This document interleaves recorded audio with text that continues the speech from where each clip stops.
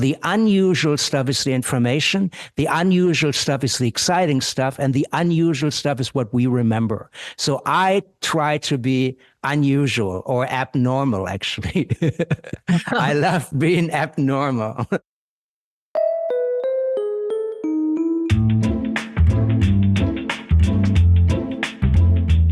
Welcome to No More Bad Events, a fun and insightful podcast for professional event organizers and for anyone at any level interested in producing nothing but the best events.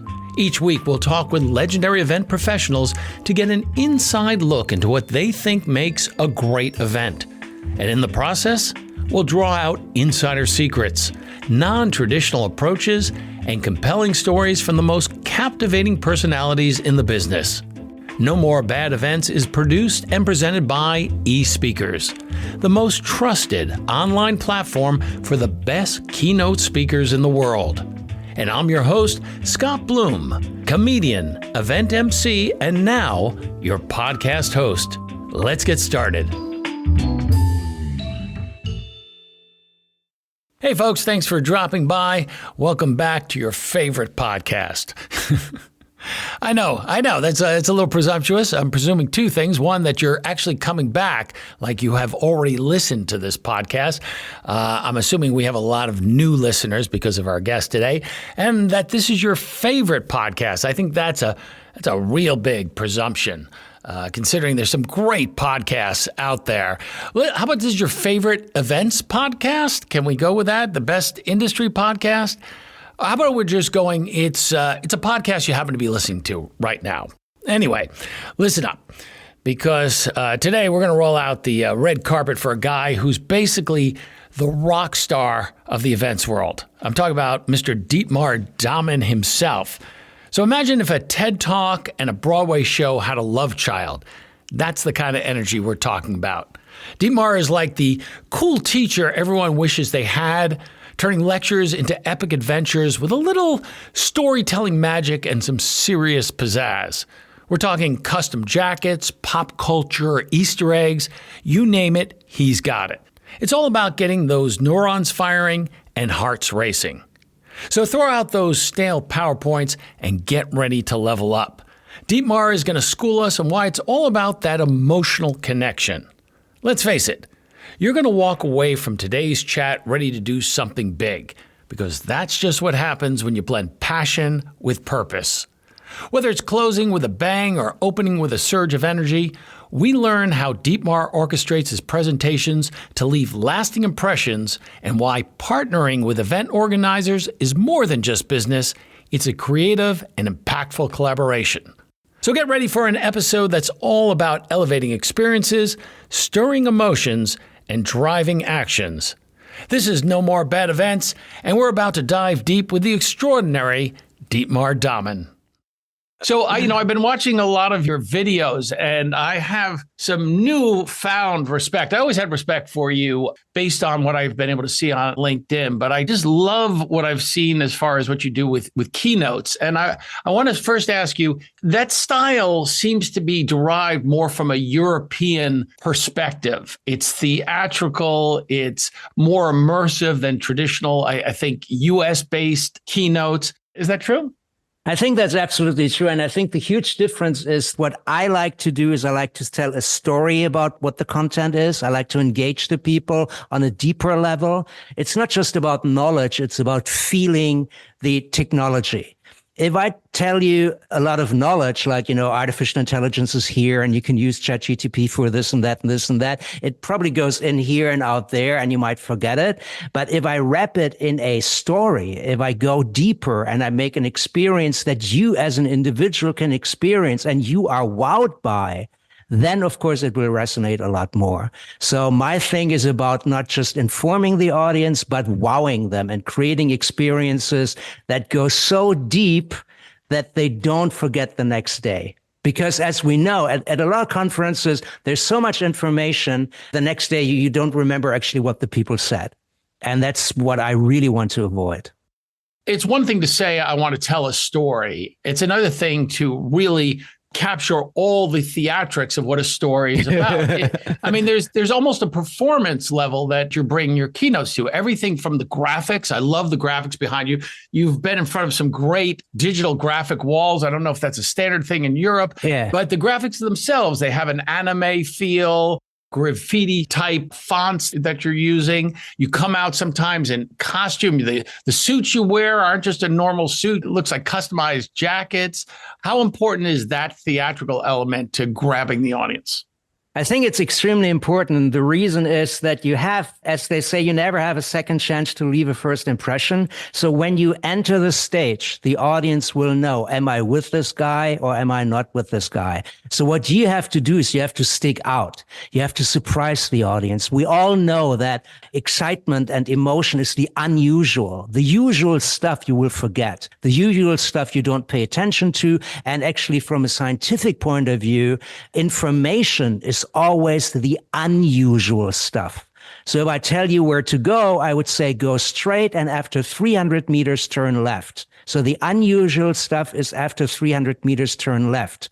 I would not say go a meter straight, another meter straight, another meter straight 300 times. It would bore you. So the unusual stuff is the information. The unusual stuff is the exciting stuff. And the unusual stuff is what we remember. So I try to be unusual or abnormal, actually. I love being abnormal. And I seen you on stage, whether you were dressed up, coming in like Rocky in a bathrobe and boxing gloves. I even saw you, to make a point about sustainability and global warming, you brought a flamethrower on stage. Was that a one-off, or is that part? No. I think this might have been a particular one-off in the particular case of the flamethrower and the globe. But what this is that I create pop culture pictures that people actually can take photos of. So I have a certain kind of an information, and I look at the information. What is the information I want to convey? And then I think about, how do I communicate this information in an abnormal way that is easy, that is condensed, that is unusual, that it's worth taking a picture of and worth sharing. And when the people take a picture of me, for instance, burning the globe with a flamethrower, they make that action their own because they share it. And then they will remember it much better. And then they probably even remember the information linked to this action, like how much oil we actually burn and stuff like that, because they make it their own. So my job is to make the experiences that I create on stage and the images that I create on stage the own of the audience. I want the audience to own those images and do stuff with them. And that's why I use pop culture images. If it's too complicated, people wouldn't remember it. So it has to be easy. I know you have a background in advertising and marketing. How has that influenced this unique approach to bring your keynote to a whole different level and setting you apart from, just traditional keynotes? I think the actual physics of doing it, the way of doing it, the psychology of doing it is completely standard psychology. So what you do is you figure out, where am I now and where do I want to be after the keynote or after the event? The people spend money on an event because they want to change the audience. They have to have new information, new knowledge. They have to have new ways of thinking and probably act in a new way. So it's all about that transformation. You have to know, where do I want to bring them after the event? What is the new information, the new acting, the new thinking? Where am I now is then the other thing. And then you have to figure out a way on how to transform those things. And you have to do that in what I call a fractal way. Every single thing of the event has to reflect this. For instance, if you have an audience that is afraid of change, you might give them power and you say, you can do it. You are a superhero of change. So if you create the image of superheroes of change, you have to do that all the way. That's why I would use superhero images. And in this particular case, I even gave a superhero mask to everybody in the audience. At the end of the keynote, everybody had to reach under the chair. There was a superhero mask. Everybody put it on. Everybody did a superhero pose and everybody loved it.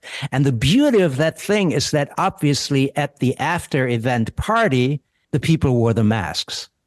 So the mask stayed with them. Everybody brought it home. It was a really, really fun thing. So again, they made that message their own. And I think what you have to do is you have to really condense the entire theme of the event to this one message. What is it that I want to achieve? And then you have to be bold in communicating it. You have to be fractal. Every aspect of the event has to reflect that same thing. You have to condense it and you have to make it very, very simple. So you have to actually use the rules of advertising, which I did, as you said, for 20 years. That's what you need to do. If it's too complicated, nobody will remember it. If it's not bold enough, it will be blah. It's almost like you're saying that the information coming into our heads is almost secondary to the experience, that you have to find some way to hit them in an emotional way. So how do you continue to create these emotional moments? That is absolutely correct what you just said. I think the information itself never triggers action. The information leads to conclusions. I should use artificial intelligence. I should eat less chocolate. I should go to the gym more often. Do you really do it? I think only the emotion leads to action. If you have an emotional drive that you can, for instance, win something, or that you lose something else, if you don't go to the gym, you lose your health, those kind of things. If there's an emotional impact, that will actually change actions. Thinking only leads to conclusions and only emotion leads to actions. So what you need to do is you have to wrap your information into an emotional story or an emotional experience and give that experience to the people. And then the people want to change. And the information is just a way to rationalize the change. Oh, it's way better to use ChatGPT because I can save so much time, or we can save so much money. But they want to do it. And if you don't want to do it, they're not going to do it no matter how great the information is. So only emotion will drive change.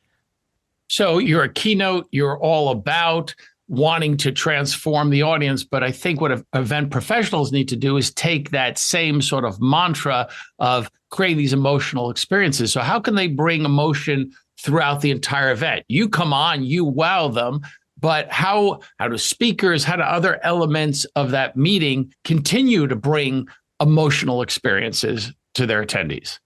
I think a very important thing is to create something that is lasting, that people can use and play with. And I already talked about the superhero mask where everybody wore it on the party. Another thing that I do, that I love to do now, is riding the sharks of change. So I say that change is coming. There's a lot of change happening with blockchain, metaverse, artificial intelligence, all kinds of things. And we are afraid of that change. And that's like a shark. But the shark is attacking you. The shark is there and you cannot run away from it. You cannot fight it. It's way too big. And the only thing that you can do is you can actually ride that shark. And then I have a shark on stage and I jump on top of that shark and ride that shark. And then I say, look how cool I look now. I'm riding the shark of change. I'm not afraid of it. And the great thing, this shark will be in front of our sponsor's booth, and you can ride it too, and you can take photos of it. And a lot of people do. So a lot of people actually will ride the sharks of change themselves with the sponsor in the background. They will take a photo. And sometimes I get notifications like a half a year later when they said, oh my God, all of a sudden my iPhone displayed this photo of me riding the shark of change. And I had to do a very important decision today. And I felt much more courageous and gutsy, and I did it. So thank you for the picture of the shark of change. So what I did there is that I created an element, or I allowed the audience to create an element for themselves that has a relevance to them, where they are the heroes, they are riding the shark of change, that wraps up a little bit of information and courage and motivation and inspiration that they can use even at a later moment in time. The event is not over when the event is over. The new thinking, the new acting has to continue. The event is the kickoff. So you have to treat it as a kickoff. And a lot of times I sadly see that people just think about the event, and then they think when the event is over, the action is over, they thank everybody for a great time and they wave goodbye and end of story. It's the beginning of the story. And you have to keep that in mind all the time. So you have to ask yourself, what are the images, like brand images, brand icons for this particular change I want to create that I can work with not only during the event, but also in the weeks and months after the event. So you're truly creating an immersive experience with the audience. How do you connect to the story of the overall event? Because a lot of times you're being brought in as a keynote and they must love what you're doing in that moment. Do you work with the event organizers at all to say, hey, this is what I'm doing. Let's take that right from the beginning. I'm going to end up doing the shark of change thing. You might want to tease it a little bit up front, or you want to pull it through for some of your post communication. How much time do you get to spend with these organizers to help them plan or to bring a lot of your content throughout the conference? That's a very good question. And the answer is very, very simple. It is twofold. Number one, if people book me, they kind of know why they book me. Mm-hmm. So they book me in order to have a person on stage that creates something that wows the audience and still informs. So that's the given. Then I will actually, obviously, have a briefing with the client and the event planners, very often month in advance. And then all I do is listen. So I listen to what are your problems right now? What are the problems of the audience? What are the hopes? What do you expect from the event? Where do you want to be? And stuff like that. From this briefing, I will actually distill it down into a creative brief for myself that I will share with them. Oh, great. And I just ask them, I understood it this way and that way. Is that what you thought you said? Right. And then sometimes it's yes, and sometimes they say, no, we actually wanted it a little bit different. So I actually, in the first step, listen, and in the second step, create a briefing for myself and for the action. And then I will come up, just like as an ad agency, with certain solutions. So I will say, for instance, in your particular case, I can see the shark of change or the flamethrower, those kinds of things. I think we can probably fit 2 elements, but not 3 in this time slot. And I would do it like this and that and this and that. And then I tell it to them. And then if they okay a certain action, I'll actually then will tell them how they can make this action live longer. With the shark of change, for instance, we sometimes go as far as that I sign the shark, they produce it, I sign it, and then we will actually raffle it off. And the proceeds go to a certain good cause that has something to do with the event. If it's, for instance, a digital event, the proceeds might go to Girls Who Code or something like that. So it is not only on stage, it is not only on the mobile phones of a lot of people who attend it will also be auctioned off and will live on and do more good later. So what we create is a 1, 2, 3, 4, 5-step campaign with elements that I create especially for them. And those elements are very often created just for this one particular event. So there's like images that you will only see once. So you're almost an agency in some way, coming in and partnering with them, especially the ones that respect and value what you can bring to the meeting. And you can take that meeting and take it a lot further than if you weren't there. Is that part of your business model, or they know, well, we've got this tentpole of Dietmar Dahmen, who is going to have this great keynote, and you just distilled this briefing down for us. We saw things that maybe we hadn't seen before. We need to start adding these elements. Do you see yourself as a consultant, a partner, as well as just a keynote? It depends. I'm hired by them. So what I do is I offer this very much, again, like an agency. So I say, I would do this and this and this and this. And then we will see how they react. Sometimes they say, oh no, it should be, I don't know, less or more or whatever. There will be some feedback, and then we work together, but we definitely work together. It is not a monologue, and it's very dialogue oriented. So it's definitely about communication, but obviously I respect their motto and their event, and I will adapt to them, but in my way. If you hire me, I will give it a certain Dietmar Dahmen-ness. Right. And you will feel that, but it's still their event. I will not dominate the event, but I will create images that are theirs and that they can proudly own and say, this was our event. I love it. It was fantastic. And that's why I'm normally, obviously, in relatively prominent positions, like at the very end of the event or something like that. I'm never just one of many. I normally have a certain position in the event. So when you say you have a certain position, because as I'm hearing you speak, I'm thinking, okay, well, you can set the whole tone by opening a Yeah, meeting. or opening, yeah. Yeah, so I wouldn't put you in the middle. I'd either open and keep that theme going through or closing it big, recapping everything that's been happening. That's exactly what normally happens. So either I open it and then I energize the room. There's a lot of energy in the room. And then the people that come after me can actually work with that energy and use that energy.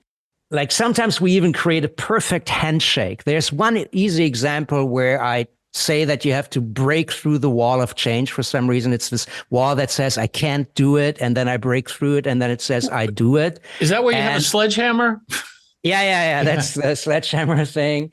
So I break through the wall and then there's this mess. And then I talk about the complications of change that before the wall in the old world, when I knew all my clients, and the old world is always before the wall. So before the wall, I have my existing clients, I have my existing profits, I have everything that exists. Then you break through the wall and there's new clients, new opportunities, new businesses. Everything that's new is behind that wall. But if you break through the wall, also the debris is behind the wall. So the first steps will hurt. It will look very chaotic and all those kinds of things. And then I tell them, just, clean it up a little bit, keep going, and you will come to a place that's fantastic. That's the message. But then the CEO comes and I say, oh my God, now we're here on stage and there's total mess on stage. Who's going to clean this up? And then the CEO says, I do. Mm-hmm. And then the room goes wild because the CEO will take a big broom and just go woof and cleans it up. And he has the hearts of everybody because they see their CEO working and it's fun and it's great. So this is a good energizing handshake for a kickoff, for instance. And a great emotional experience. I mean, I felt the emotion that the people in the audience would feel that their CEO was doing that for them. How do you bring your keynote and how do you adapt it to, different audiences? You work all through, Europe, Asia, US, all around the world. How do you deal with different cultures? Are some cultures more receptive to that type of style? Everybody's receptive to that kind of style, but you have to communicate in a different way. As I said before, for instance, the superhero mask, Spain, for instance, Spanish people, I was just recently in Spain, in Barcelona. Spanish people, probably also Mexican people and stuff, love interaction. They love to wear the mask themselves. So if you have the mask, they put it on, they wear it, they take photos, they walk around with it, they laugh with it, they celebrate the mask, and they enjoy that. But Finland, no way. Finland completely hates interaction. So if you have an American keynote speaker who would say, who here has an iPhone? 0 hands will go up. Because why? Because their culture is close. They don't do that in public. So what you do if I talk about superhero of change, I am the only one. I wear the mask myself and I wear it on stage. And then we might have it in the goodie bag after the event, but we will never make them wear it because that's a cultural difference. So the cultural difference is, are you loving interaction or do you hate interaction, for instance? And that's very, very broad cultural differences. And there's a lot of humor in what you do. How important is humor at these events? We were talking about the power of transition and the job that a keynote or a conference or an event has to do. It's all about transitioning. It's about changing. And in order to change people, to change minds and to change action, you probably have to loosen up the rigid systems from before. And there's only a couple of ways of loosening things up. And I think humor is a fantastic way. You have to shake things up. And if you laugh, you shake physically. So you're shaking physically. Your brain is shaking physically. Your concepts are shaking because you toy with the concept. And all of a sudden you move away from a rigid system of, I know this, that's the way we've always been doing it, to a much more open system and a system where change becomes fun, where change is playful, and where change is non-threatening. Change to most people is threatening, and you have to allow them to see it in a non-threatening way. And I think humor, exaggeration, pop culture, those are fantastic ways to allow people to look at change in a not so serious way. If you talk about change and you say, you need to change, the people will say, no, I don't. Everybody else has to change. We all know that in a company, we say, well, marketing, they definitely have to adapt to AI now, and sales have to adapt to AI, but I don't have to adapt to AI. It doesn't affect me. We all know how it affects others because we are afraid to change ourselves. And so you need to understand that, and that's where storytelling comes in, where humor comes in, where fairy tales come in, where ancient images come in. Because ancient images like a skull or a sledgehammer or something like that are things that allow us to see the world in a different way without negating our own self. It allows us to see the world in a different way without fear. Because it's Little Red Riding Hood is going into the wood. And then later you can say, oh, maybe I'm Little Red Riding Hood. So that's how fairy tales work. And that's how stories work. And I think humor is exactly like that, because you can laugh about a story that you tell, and then you can discover, oh my God, that's me in that story. And I could actually do that. And I think that's a fantastic way to shake things up and enable people to think new things. You're giving people permission to feel some of these things and then to overcome them, which I think is great. So how do you gauge the success of an event experience beyond, traditional metrics? And what indicators do you look for to measure its impact? Do you get to communicate with the event planners afterwards to see, hey, did this actually have an effect? Absolutely. In Europe, every event is measured. So every event will have, surveys. What did we learn? Surveys, blah, blah, blah, blah, blah. So that's let's say the statistics and the rational things from which you can obviously learn a lot. Then there's individual responses, obviously. And then there's emotional feedback. And what I normally do is I normally fly to places, and then I try to stay at the after event party. It's not always possible, but very often. And there you can feel so much. Are the people talking about it? Are they, or are they not talking? Are they just talking in the old groups about the old topics? Or are they actually talking about the new topics in new groups and with new people? So there's an emotional direct feedback that is very important to me. So I'm definitely extremely feedback oriented, and that can be either rational with surveys or emotional just with like chatting. And then of course I'm very often booked again. So which is always a good indicator that the people like what I do. Yeah. And what's great, and from what I saw, is that you have many different keynotes and you're constantly evolving, you're constantly writing to what new trends are going on. I think you build yourself also as a futurist as well as an innovation expert. When these people are at these after parties talking to you, do you find sometimes they're talking about the experience and what you presented, or now taking that information and then asking more questions about AI? Where do you see this going? Where do you see that? Because they clearly look at you as an expert, even though there's a lot of, I'm going to use this American term, buffoonery going on stage, all in the best intent. Both. I'm most happy when people come to talk to me and they make that story their own. When they say, oh my God, that was really good. Actually, on Monday, I already called, my boss, and we're going to try this new app or whatever I presented on stage. I often see that it actually resulted already into action. And then when you talk to people longer, obviously you will dive deeper into the subject matter, whatever the subject matter is. You're always looking to innovate things. You're looking at trends in the future. What are the new trends that you see for events? Where are we moving towards, and what should we expect differently when we attend these events?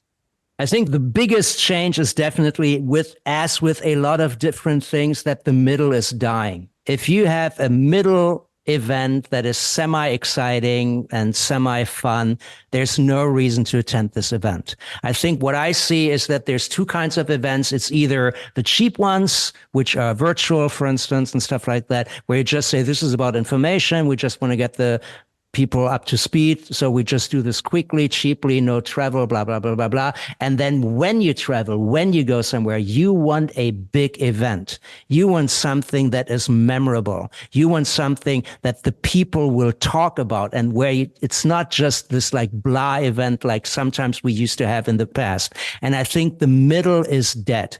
And so if you're an event planner, figure out where you want to be. You either want to have a lot of budget events and then you need quantity, or you want to have a couple of fantastic super events that everybody talks about. And the same is happening in the fashion industry and everywhere. You have to ask yourself, are you Gucci and Louis Vuitton? And do you dominate the world, or do you lead the world with exciting events and hire fantastic creatives and speakers and MCs to give your event all the power that is possible?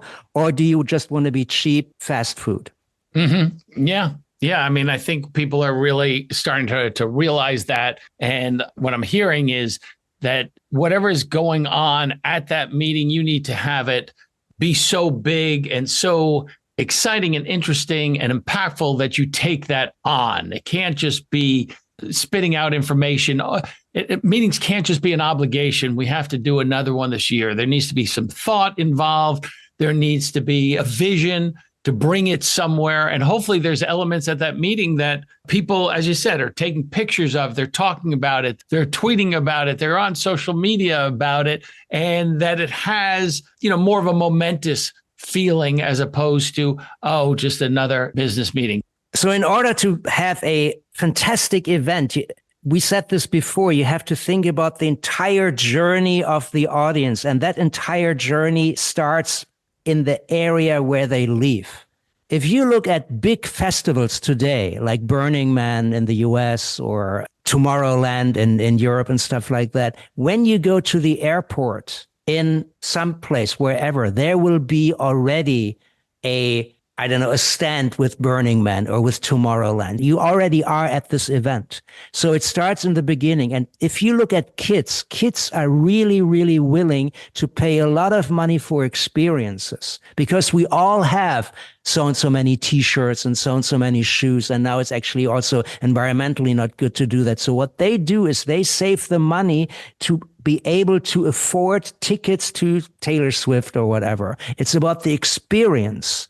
And that obviously is what an event is. It's about an experience. And you have to ask yourself, how much should people be willing to pay, even if it's free for them? How much should people be willing to pay to go to my event? How can I Taylor Swift it up? How can I make it so big that everybody talks about that? And I think that's the job of an event planner. I've definitely been on a journey with you during this podcast, and I appreciate everything you said. We've looked at some challenges. Hopefully, we've presented some solutions. It's all about the experience. It's all about making that emotional connection, having a story, taking someone from the beginning of your event, one place, and hopefully they'll end up at a new place, a place where they're more involved, more knowledgeable, and more connected to whatever it is that you were hoping to achieve. Dietmar, it was a pleasure speaking to you and having a chance to finally meet you. And hopefully, as I said, if you're in the U.S. anytime. I will definitely. Yeah, definitely here. Ping me. Yep, definitely. Yeah. Especially if you're in L.A. Yeah. Either L.A. or New York. I'm usually in both places. Well, okay. Thanks so much. Dankeschön. Ja, schönen Abend. Danke. It was fantastic. Thank you. Thank you. Bye.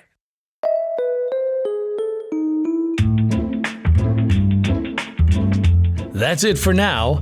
Thanks once again to eSpeakers, the #1 way to find your next perfect speaker. With the deepest catalog of professionals available, you can be assured that the speaker you book will be the absolute best speaker based on your goals, bar none. I've been your host, Scott Bloom, corporate event MC and comedic keynote speaker. And of course, your connoisseur of connections. Oh, by the way, and if you're interested, you can book me for your next event on eSpeakers Marketplace at espeakers.com/marketplace. And if you like what you heard, subscribe on Apple, Spotify, Google Podcasts, or wherever you listen to your favorite shows. If you loved what you heard, drop us a review, and don't forget to share with your friends. Thanks so much for listening. Now go out and make your event a great one.